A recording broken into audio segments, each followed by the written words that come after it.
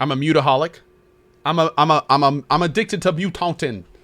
The mutantin is too good.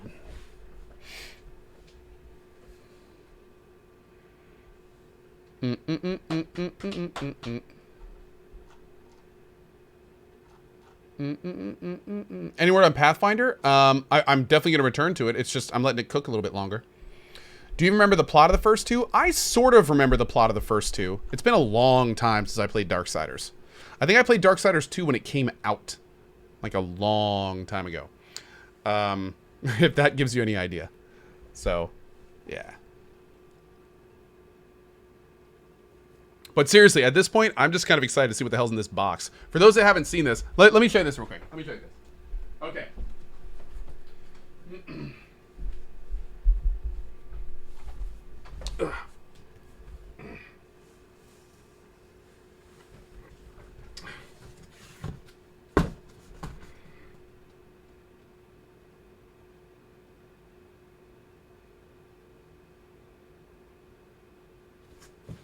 Yeah.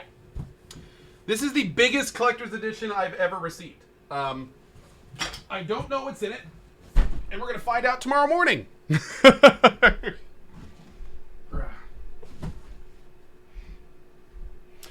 So, as I said in my tweet, that was sent to me by the developers, which I'm very thankful for. I don't know what's in it.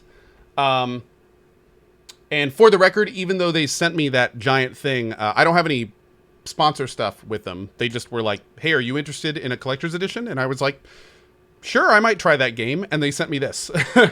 So tomorrow morning at 8 a.m. EDT, EST, we are going to start with unboxing that box and seeing what's in it. And then as soon as that's done, we're going to dive into Darksiders 3 and see how it is. I might play Darksiders 3 all day tomorrow.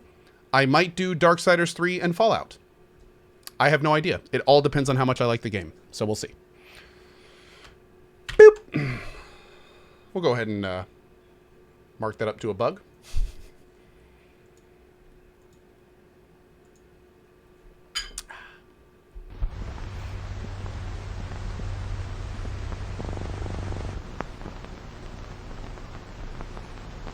Soxanel says, don't you think such gifts affect your view of the game? No, not at all. Nope. I don't think that at all. Tell me something. Have you heard me at all ranting about Fallout 76? Do you think that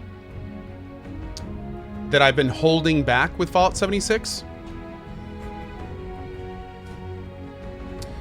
Here's the custom Xbox One X that Bethesda sent me for Fallout 76. You can see how much that helped.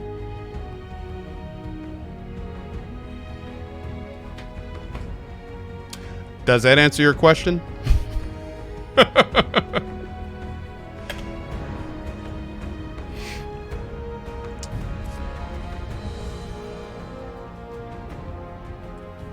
Don't get me wrong, I'm really appreciative when companies send me that kind of stuff. Like, it's awesome. But my opinion is not for sale. And they know that. I think most companies, like, they know that. Bethesda knew when they sent me this Xbox that I wasn't going to just be like, yay, Fallout 76 is great and you should go buy it. Cool. Oh, it has problems, but it's fine. You'll love it. Just keep playing. Like, they know I'm not. They know better. All the companies know better. They know we're not going to do that. That's not what we do. If I were to do something like that, I would not only be lying to you, but I would be cheapening and devaluing my entire purpose for being on this platform. So don't worry about that. The day that I stop telling you guys, like, the honest opinion that I have on things is the day that I should probably stop streaming. Yep. That's something I decided to make a promise and do many, many years ago.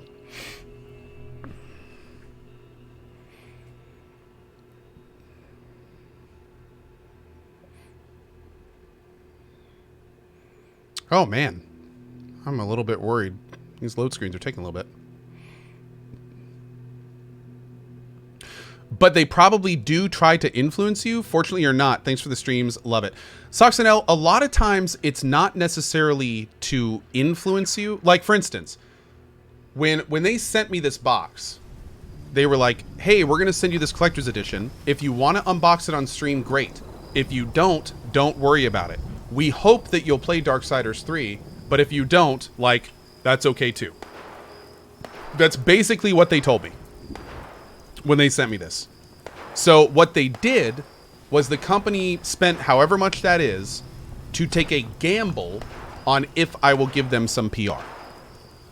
Do I see that as an attempt to influence me? Not really. Because here's the thing. The thing that I'm going to unbox tomorrow, I probably wouldn't have bought myself. So it's a win on both sides. I get to unbox something that might be pretty cool and show you something. I wouldn't have bought it myself normally. And they get some PR from it, because if there's cool stuff in it, then maybe some of you will like it. So, like, did they influence me? No. It's $400. Oh, Jesus. I didn't realize it was that expensive. $400. What did they put in that box worth $400? That box better be full of damn gold or some shit. Damn. Okay, now I'm actually really looking forward to opening it. What is possibly in that box worth $400? I guess we'll see tomorrow. For the record, don't tell me. I'm purposely I didn't even know it was worth $400. I'm purposely avoiding knowing what's in the box. Like, don't tell me. I'll discover it with you guys tomorrow. But yeah. That's cool. That's awesome. I didn't even realize it was that much. I was half expecting it to just be so big because there was like posters in it or something.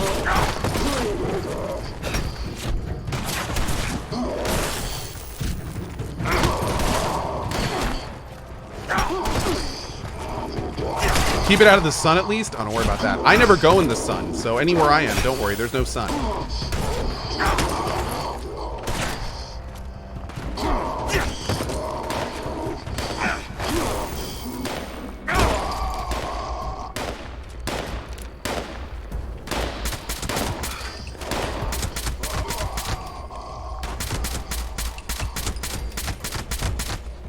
Are you dead? Oh, you dead. Whoa! Wait. What are honeybees doing here?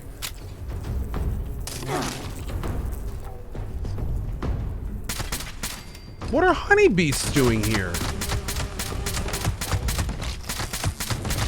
I've been here a lot. I've never seen those mobs.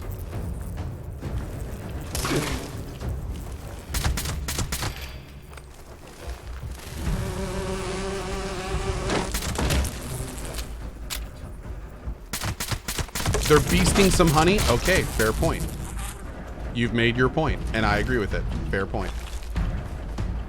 I love these things. These are oh, by the way, little bit of a side note here for any of you guys playing this game with me. If you are ever looking for adhesive, there's your spot. Those honey beasts that I just killed, every 15 minutes, 3 honey beasts spawn at Middle Mountain Cabins. They're always there, and each of them drop between 4 and 10 excessive adhesive, which turn into actual adhesive. So it is a great place to go farm adhesive if you need it. Okay, here we go. Oh. Wait, over here? Over here. Over here.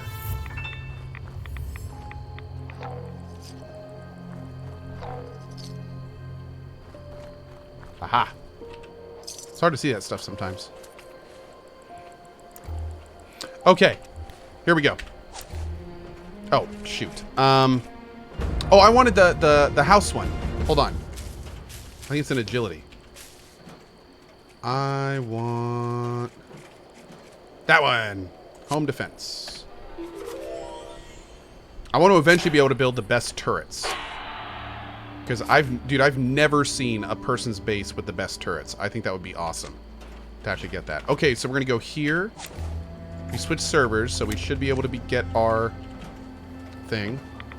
Going to sit right here to get our 20 rads, which means we're in both the spots. And let's become a mutant! Awesome.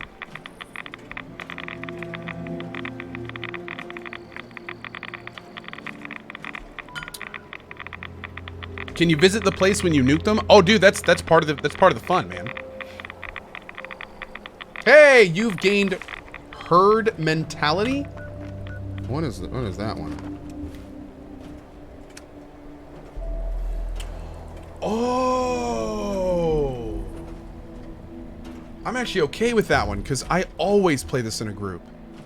Hell yeah, that's actually great for us. Okay, cool. Cool. I like that there's mutations that literally are like, if you play with friends, you're better. That's literally what the mutation is. If you have friends, you're better. If you're solo, you're lame and not as good.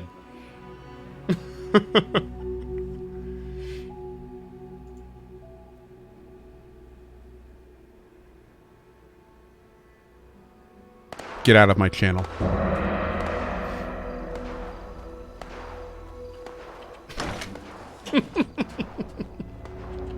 Well played, friendo. Well played. Okay. We're going to check this vendor real quick and then join up on Sarah.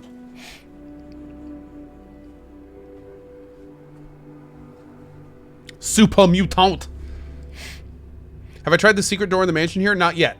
Not yet. I need to.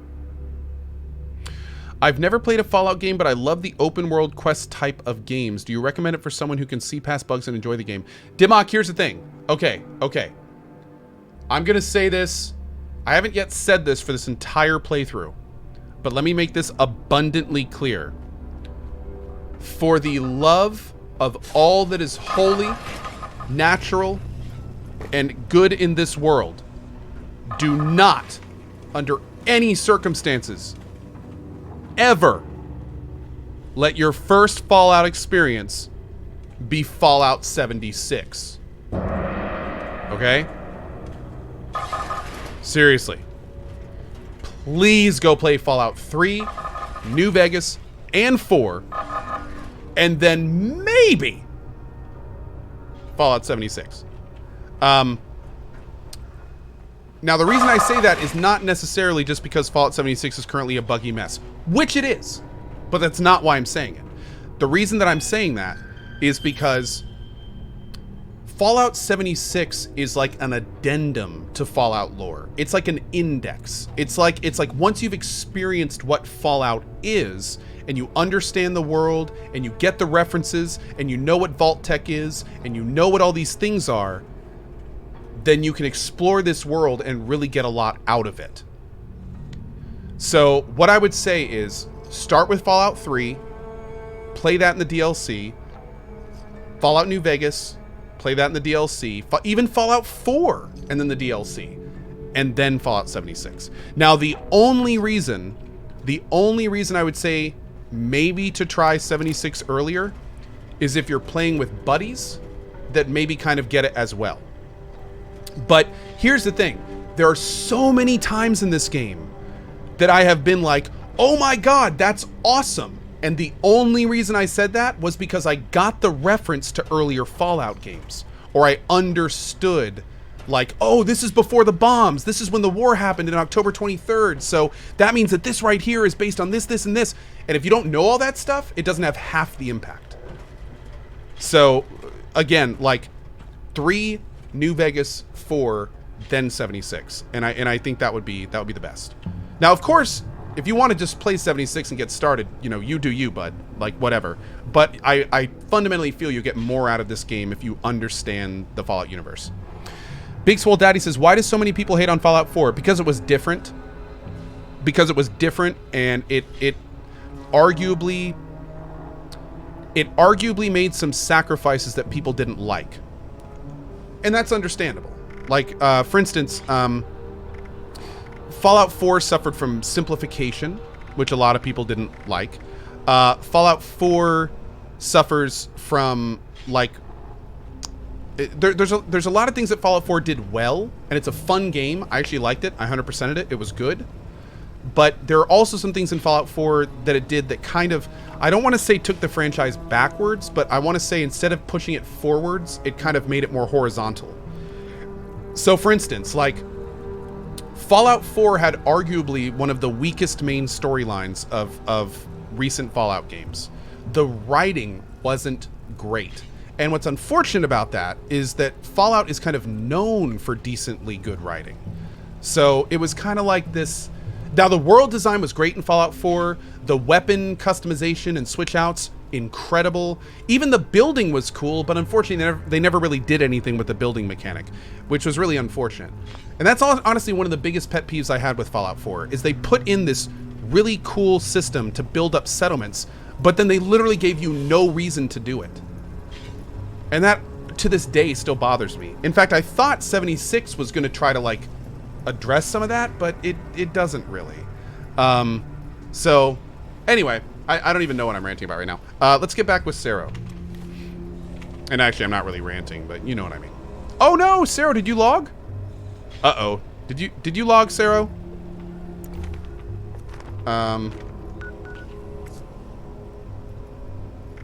Oh yeah, dude, the DLCs for 3 in New Vegas are amazing. You are still online. Okay, let me quit the desktop. Oh, bug. Woo.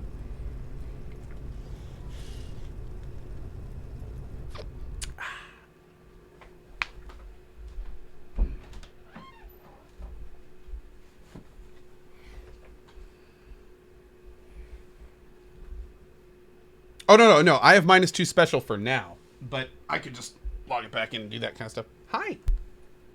Where are you going? Are you just wandering through? You going over to your house? That works. Boop. Kasiran, Kleinik should be able to help you. I don't know if he's here right now, but he'll be able to help you. Jim0038 says, new subscriber. I've been enjoying your stream and I wanted to show some love with 1,000 cheer. Well, thank you, my man. I really appreciate it. And welcome to our community, dude. Looking forward to getting to know you. Resolute Phoenix. As of an hour ago, I am a first-time uncle to a beautiful niece, Evie. I want to actually be helpful to them. As someone with a baby and another on the way, what kind of things did help the most? First of all, congratulations, my dude. That's awesome. Let's get that out of the way first. Okay, next.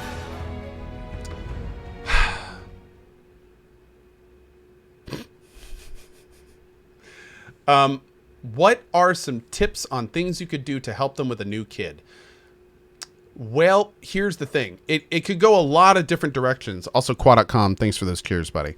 The best thing you can do, if it's a first time, if this is their first kid, then the best thing you can do is ask and offer to help them with meals, like bringing them food. That's super helpful. Ask and see if they need any stuff for their baby. Now, of course, those are both money-related things. Ask, I don't know how old you are, Resolute Phoenix, or how much you feel comfortable with this, but babysitting, super helpful. Especially like giving them opportunities to get out of the house and do things away from the baby.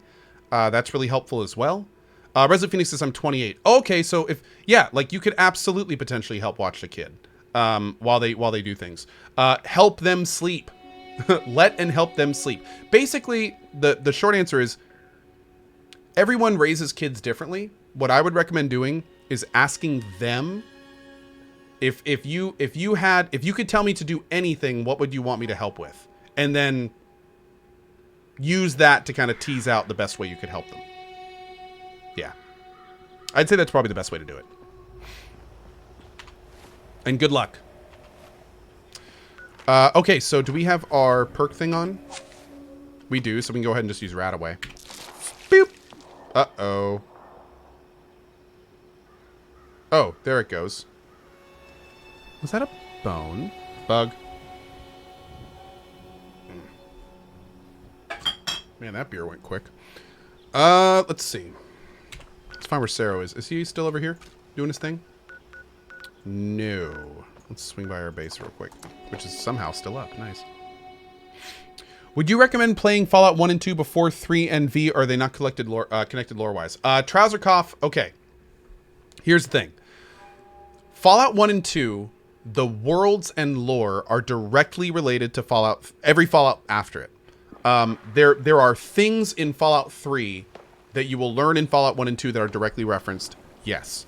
That being said, you can start the franchise at Fallout 3, and you will be okay with that. All the connective material is more about things you learn about the world, not like any specific characters or anything like that. So, yeah. Also, it's very, very important to mention that Fallout 1 and 2 play nothing like Fallout 3. They basically reinvented Fallout in Fallout 3. Now, even though Fallout 1 and 2 are some of my favorite games of all time, no question, they're incredible games, incredible writing, incredible stories, amazing side quests, amazing worlds to just live in. They're not super easy for people to get into as first-time Fallout players. The way that I've seen it is the older you are, the more okay you are with older games, the more you'll probably like Fallout 1 and 2. Yeah. It's kind of the best way to say it. You do not have to start with 1 and 2 unless you kind of really want to. Oh, shit. We're full. We're good on aluminum again, which is good.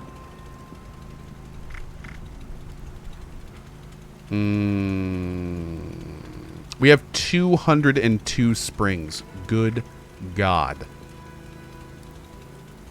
I have so many rare resources at this point. I don't even know what to do with them.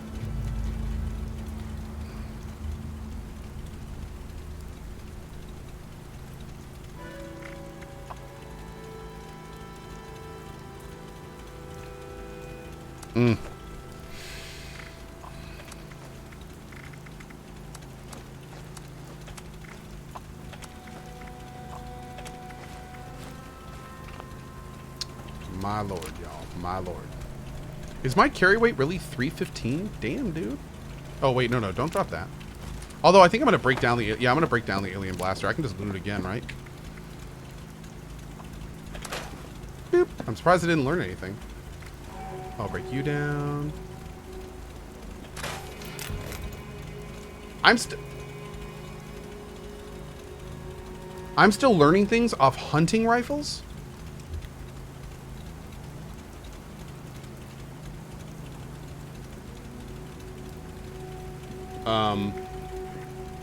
Okay.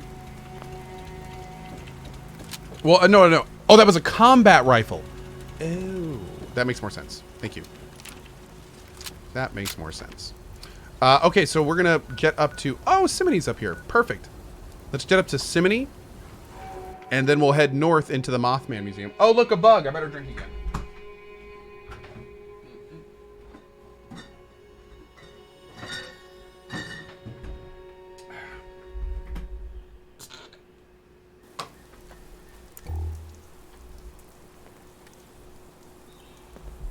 Oh, it's a good call. I should upgrade my excavator armor. That's a good call. That'd be a great way to spend some resources. We'll do that next time we're in town. The Bibliophilus says, I hope someone is watching Rowan. Thanks to the subscribers in this channel and the people that are very good to me, my wife's full-time job is taking care of my son. So you never have to worry about that. And the only reason I can say that is thanks to the subs. Thanks, guys. We really appreciate it. Thank you.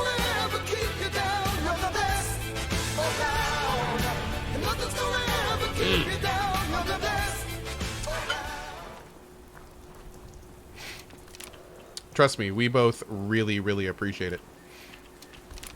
Considering when I started on Twitch, my wife absolutely hated her job. Absolutely just loathed it. She was mistreated at her workplace. And thanks to you guys, we got to get her out of that job. That is something I'm going to be eternally grateful to this community for the rest of my life, man. I was in a pretty bad place as well before I left my job for full-time. Well, not actually, I didn't leave my job for full-time streaming, but yeah, glad I left it too. What job did she did? She worked, the job she did was actually really cool. She worked in nicotine cessation research. So she basically worked on ways to... Sorry, I had to do that. She basically worked on ways to get people to stop smoking. And that's why, if you guys remember, like for years, people would drop into the channel and ask, like, "Hey, Co, can your wife suggest like ways to stop smoking?" Blah blah. Like she's really good at that stuff. But the problem is that the job she worked in, there were multiple managers, and for a very long time, those two managers that worked, and a lot of you guys remember this story because we used to talk about this all the time back in the day. But she had two managers that technically oversaw her position, and those two managers hated each other and literally used her to get back at each other.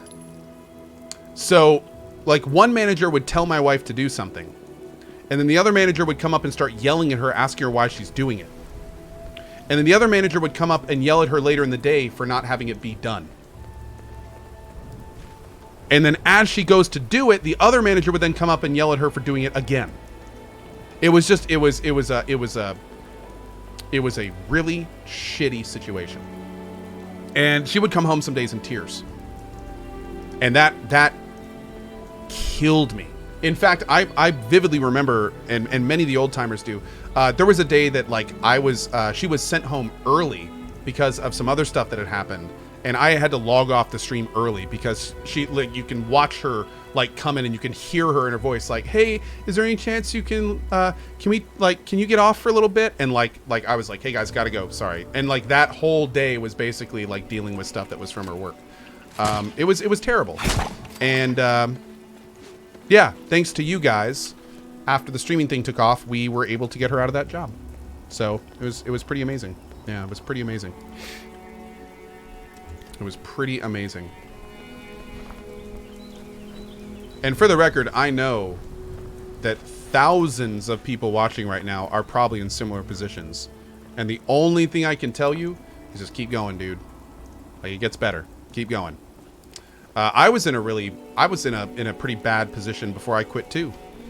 The good news is that I'd been offered a couple promotions, and both of them kind of locked me into multi-year plans at my job. But the job that I had, the manager basically came. We got a new manager like 2 years before I quit. He had no idea what he was doing, but he acted like he knew exactly what he was doing. And that, honestly, is more dangerous than not knowing what you're doing. It is a danger. Hey, it's Lord Lizard. What's up, man? It's a dangerous thing when you are an inept person, when you do not have a lot of intelligence, but you think you have a lot of intelligence. That is a bad situation. Because yeah. So in my old job before I quit, like I worked a few years. It was pretty good. It was pretty chill. I worked in clinical IT infrastructure support. I basically helped clinical researchers with technical issues. It was a service desk job essentially, and it was a good job, and it was at a university. Like, but I tell you, man, like by the time I left, pretty much every colleague I had was frustrated. Like the morale was at an all-time low. It was nasty. Oh, Pala, is that that's not the Nuka-Cola armor, is it? Do you have the Nuka-Cola armor by any chance? Because I heard you have it, don't you? I like that look, by the way. That's the Centennial armor, right? Oh, you don't have it. Oh, that's cool. Whoa! Pendarin with a 10,000 cheer. Keep on playing and streaming. I found I like watching you play games more than I enjoy playing them myself. Thank you for the energy from Pendarin with the 10,000 cheer. Cheers to you, buddy. Really appreciate it, my man. Thank you. Thank you.